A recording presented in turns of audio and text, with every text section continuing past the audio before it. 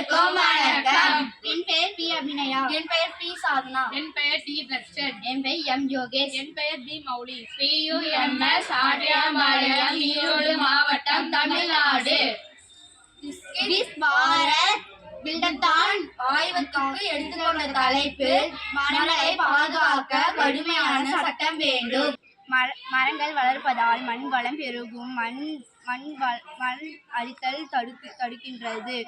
பல்லுயிர் உயிரினங்களின் வாழ்வாதாரமாக விளக்கும் மரங்களை வளர்க்க வேண்டும்.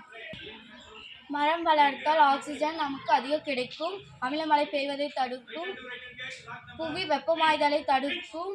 மரம் காய்கனி நமக்கு தருகிறது. இதனால் உணவு உற்பத்தி அதிகமாகிறது. நாட்டின் பொருளாதாரம் மேம்படுகிறது. அரசிடம் அனுமதி வாங்கிய பிறகுதான் மரங்களை வெட்ட வேண்டும் என்ற சட்டத்தை கொண்டு வர வேண்டும். மீறினால் கடுமையான தண்டனைகளை வழங்க வேண்டும். சாலை அகலப்படுத்தும் போது அகற்றப்படும் மரங்கள் வேறு இடத்தில் நட வேண்டும். நடைபெறும் மரங்கள் பயனுடைய மரங்களாக இருக்க வேண்டும்.